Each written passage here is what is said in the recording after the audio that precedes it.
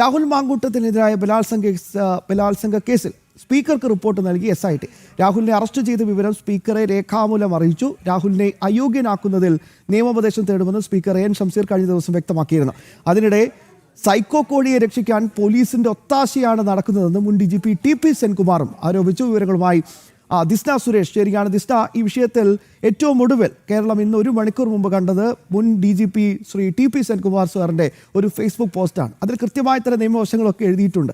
അപ്പോൾ സ്വാഭാവികമായിട്ട് ഈ വിഷയത്തിലൊരു സെൻസേഷൻ സൃഷ്ടിച്ചെടുക്കുക എന്നതിനപ്പുറത്തേക്ക് ഒരു ആത്മാർത്ഥത പോലീസിന്റെയോ സർക്കാരിന്റെയോ ഭാഗത്തുനിന്ന് ഉണ്ടാകുന്നില്ല എന്ന വളരെ പ്രധാനപ്പെട്ട ഒരു ആരോപണമാണ് അദ്ദേഹം മുന്നോട്ട് വെച്ചത്.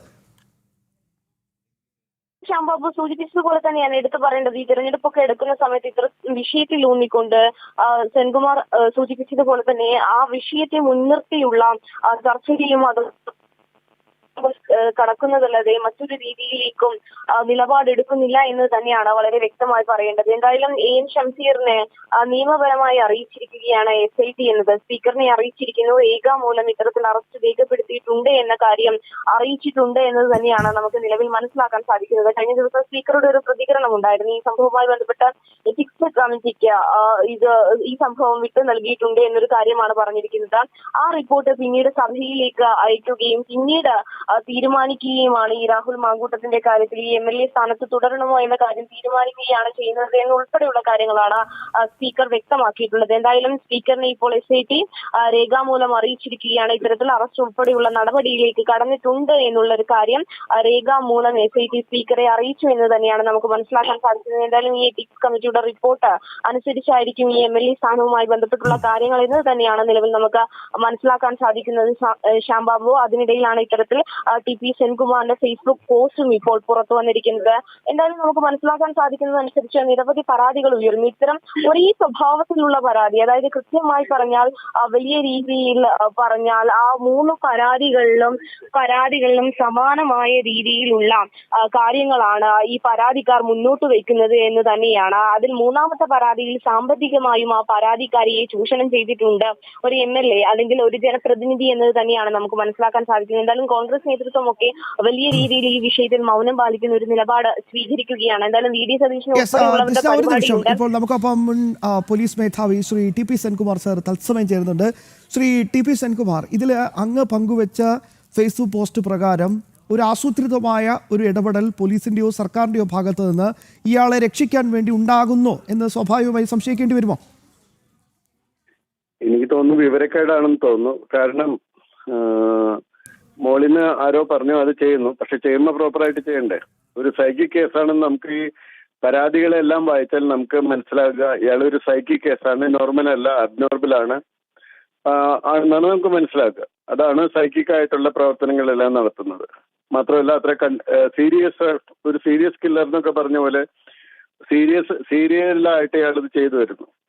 പക്ഷേ ഇതിലുള്ള കാര്യം എന്താണെന്ന് വെച്ചാൽ, ഇങ്ങനെ ഒരു പരാതി കിട്ടുന്ന ഇപ്പോഴത്തെ BNSS അനുസരിച്ച് ഈ സെക്ഷൻ പ്രകാരമുള്ള നടപടികൾ പ്രോപ്പറായിട്ട് എടുത്തില്ലെങ്കിൽ പിന്നീട് അത് കോടതിയിൽ ചെല്ലുന്ന സമയം, ഇപ്പൊ റിമാൻഡ് ചെയ്യുന്ന സമയത്തൊന്നും കുഴപ്പമുണ്ടാവില്ല, പക്ഷെ പിന്നീട് അത് കോടതിയിലെ ട്രയലിനും ബാക്കിയുള്ള കാര്യത്തിനും ചെല്ലുന്ന സമയം അത് അഫക്റ്റഡ് ആകും, അത് പ്രതിക്ക് അനുകൂലമായിട്ട് വരും.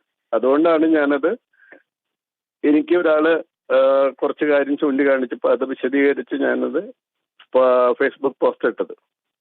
അല്ല, ഇതിൽ നമ്മൾ നേരത്തെ സംശയം ഉന്നയിച്ചിരുന്നു ശ്രീ TP സെൻകുമാർ. കാരണം മുഖ്യമന്ത്രിയുടെ അടുത്ത് നേരിട്ട് പരാതി നൽകിയ ആദ്യ അതിജീവിത, ആ പരാതി കയ്യിൽ കിട്ടിയിട്ടും രാഹുൽ ഇങ്ങനെ സഞ്ചരിക്കുകയാണ്. പക്ഷേ രാഹുൽ ഇവിടെ തിരുവനന്തപുരത്ത് അഭിഭാഷകനെ കാണാൻ എത്തുന്നുണ്ട്. ഒളി ഇടങ്ങളൊക്കെ ഇങ്ങനെ കൃത്യമായി തന്നെ മനസ്സിലാക്കാൻ പറ്റുന്നുണ്ട്. പക്ഷേ അറസ്റ്റിലേക്ക് കടക്കുന്നില്ലായിരുന്നു അന്ന്. അപ്പോൾ ആ സമയത്ത് തന്നെ ഈ ഒരു സംശയം, ഇതൊരു ഒത്തുകളിയാണോ, ഇതിന് പിന്നിൽ ഇന്ത്യ സഖ്യം വർക്ക് ചെയ്യുന്നുണ്ടോ എന്നൊക്കെ ഒരു സംശയം പലപ്പോഴും ഉയർന്നിരുന്നു. ഞാൻ അതേപ്പറ്റി ഇപ്പൊ ഒരു കമന്റ് പറയുന്നില്ല, പക്ഷേ ഞാനിത് പോലീസ് മനസ്സിലാക്കാൻ വേണ്ടി ഇട്ടതാണ്. അതായത് അവർ ചെയ്യുന്ന തെറ്റുകൾ എന്തൊക്കെയാണ് എന്നും മനസ്സിലാക്കാൻ വേണ്ടി. അവർക്ക് നിയമം അറിയില്ല എന്ന് തന്നെയാണ് ഞാൻ വിശ്വസിക്കുന്നത്.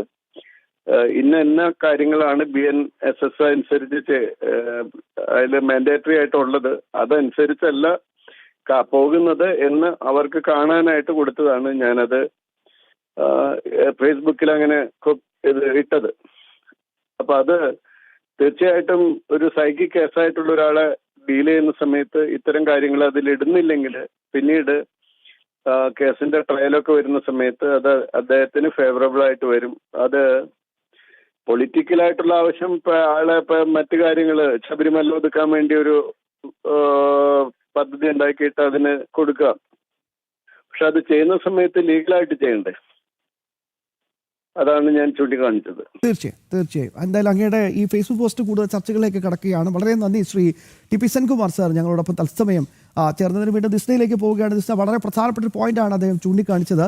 ഇനി ഈ സ്പീക്കർക്ക് ഇതുമായി ബന്ധപ്പെട്ട് രേഖാമൂലം നടക്കുന്ന ഇതിൻ്റെ ഒരു പ്രൊസീജിയർ ഉണ്ടല്ലോ, എത്ര സമയമെടുക്കും ഇത് മറ്റ് നടപടിയിലേക്ക് കടക്കാൻ?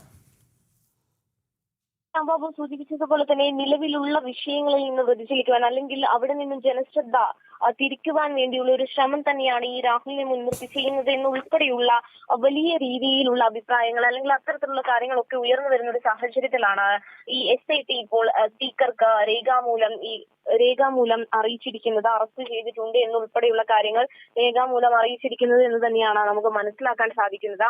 ഈ എത്തിക്സ് കമ്മിറ്റിയുടെ ഒരു റിപ്പോർട്ട് വരേണ്ട ഒരു സാഹചര്യമുണ്ട്. അത് സഭയിൽ ഏറ്റവും പിന്നീടാണ് ഈ MLA സ്ഥാനവുമായി ബന്ധപ്പെട്ട കാര്യങ്ങൾ ആ ഒരു പ്രക്രിയ നടക്കുക എന്ന് തന്നെയാണ് നമുക്ക് മനസ്സിലാക്കാൻ സാധിക്കുന്നത്. എന്തായാലും സ്വമേധയാ രാഹുൽ ഇത്തരത്തിൽ ഈ MLA സ്ഥാനം രാജിവെക്കുമെന്നതിന് അതായത് ഇന്നലെ കൂടി മാധ്യമങ്ങളോട് കണ്ടപ്പോൾ രാഹുൽ പറഞ്ഞത് താൻ ഇനിയും മത്സരിക്കുമെന്ന് ഉൾപ്പെടെയുള്ള വെല്ലുവിളികളാണ് രാഹുൽ മാങ്കൂട്ടം നടത്തിയതെന്ന് തന്നെയാണ് നേരത്തെ ടി പി സെൻകുമാർ അഭിപ്രായപ്പെട്ടതുപോലെ തന്നെ ഈ കോടതിയിലെത്തുമ്പോൾ ഈ കേസുകളിൽ നിന്നൊക്കെ രാഹുൽ മാങ്കൂട്ടത്തിന് ഇറങ്ങി പോരുവാൻ കഴിയും എന്ന് തന്നെയാണ് നമുക്ക് മനസ്സിലാക്കാൻ സാധിക്കുന്നത്. എന്തായാലും അവരുടെ വക്കീൽ ഉൾപ്പെടെയുള്ള ആളുകൾ വലിയ ആത്മവിശ്വാസത്തിൽ തന്നെയാണ് ഇന്നലെ മാധ്യമങ്ങളോട് പ്രതികരണം നടത്തിയത്. ശാംബാബു, ഈ 3 കേസുകളും പരിശോധിക്കുമ്പോൾ നമുക്ക് കൃത്യമായി അറിയാൻ കഴിയുന്നത് ഈ രാഹുൽ മാങ്കൂട്ടത്തിന്റെ ആ സ്വഭാവത്തിലുണ്ടാകുന്ന ആ ഒരു സവിശേഷത, കൃത്യമായി പറഞ്ഞാൽ 3 പേരോടും പറയുന്നത് ഒരേ കാര്യങ്ങളാണ് അല്ലെങ്കിൽ ഒരേ രീതിയിലുള്ള സമീപനമാണ് ഈ 3 പരാതിക്കാരോടും ഉണ്ടാവുന്നത് എന്ന് തന്നെയാണ്. പക്ഷേ അതിന് 2 അഭിപ്രായങ്ങൾ രൂപപ്പെടുന്നു. രാഹുലിനെ അനുകൂലിക്കുന്നവരും പരാതിക്കാരെ എതിർക്കുന്നവരും ഒക്കെ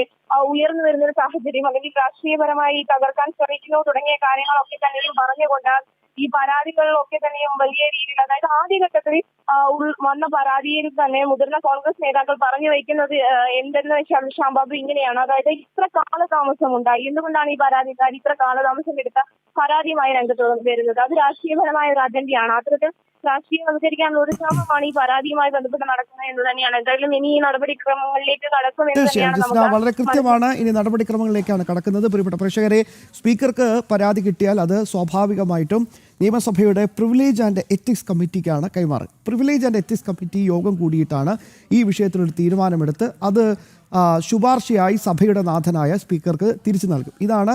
എന്നിട്ട് സ്പീക്കർ അതിൽ ഒരു തീരുമാനമെടുക്കും. ഇങ്ങനെയാണ് ഇതിൻ്റെ ഒരു പ്രൊസീജിയറും ഇതിൻ്റെ ഒരു പ്രോട്ടോക്കോളും. ഈ നിലവിൽ കേരള നിയമസഭയുടെ പ്രിവിലേജ് ആൻഡ് എത്തിക്സ് കമ്മിറ്റിയിൽ ആരൊക്കെയാണ് എന്നത് കൂടി നമുക്കൊന്ന് നോക്കാം. അതും വളരെ പ്രധാനപ്പെട്ട ഒരു പോയിന്റാണ്. CPM പ്രതിനിധി മുരളി പെരുന്നെല്ലിയാണ് ഈ പ്രിവിലേജ് ആൻഡ് എത്തിക്സ് കമ്മിറ്റിയുടെ അധ്യക്ഷൻ. CPM അംഗങ്ങളായ സംസ്ഥാന സെക്രട്ടറി, CPMൻ്റെ സംസ്ഥാന സെക്രട്ടറി MV ഗോവിന്ദൻ ഇതിൽ അംഗമാണ്. LDF convener TP Ramakrishnan. വളരെ പ്രധാനപ്പെട്ട കമ്മിറ്റിയിൽ CPMൻ്റെ 2 പ്രധാനപ്പെട്ട നേതാക്കന്മാർ. CPM സംസ്ഥാന സെക്രട്ടറി അംഗമാണ്, ഒപ്പം പേരാമ്പ്രയിൽ നിന്നുള്ള അംഗം LDF കൺവീനർ കൂടിയായ TP രാമകൃഷ്ണൻ അംഗമാണ്. മറ്റൊരു പ്രധാനപ്പെട്ട പ്രതിനിധി KK ശൈലജയാണ്. KK ശൈലജ ഇതിൽ അംഗമാണ്. അമ്പലപ്പുഴ MLA H സലാം. ഇങ്ങനെ 4 പേരാണ് CPMനുള്ളത്. CPIയിൽ നിന്ന് തൃശ്ശൂർ MLA P ബാലചന്ദ്രനും JDSൽ നിന്ന് CPMൻ്റെ ഘടകകക്ഷിയായ JDSൽ നിന്ന് മാത്യു ടി തോമസ്, തിരുവല്ലയിലെ MLA ഒപ്പം മുൻ മന്ത്രിയുമായ മാത്യു ടി തോമസുമാണ് കമ്മിറ്റിയിൽ അംഗങ്ങൾ. ഈ കമ്മിറ്റിയിൽ 2 UDF അംഗങ്ങൾ കൂടിയുണ്ട്. റോജി M ജോണും ഒപ്പം UA ലത്തീഫും, മുസ്ലിം ലീഗിൻ്റെ UA ലത്തീഫും കോൺഗ്രസിൻ്റെ റോജി M ജോണുമാണ് ഇതിലെ കമ്മിറ്റി അംഗങ്ങൾ, UDFൻ്റെ അംഗങ്ങൾ. അങ്ങനെ ഈ കമ്മിറ്റിയാണ് വിശദാംശങ്ങൾ എടുക്കേണ്ടത്, ചർച്ചയ്ക്ക് എടുക്കേണ്ടതും ഒരു ശുപാർശയായി സഭാനാഥനായ സ്പീക്കർക്ക് നൽകേണ്ടത്.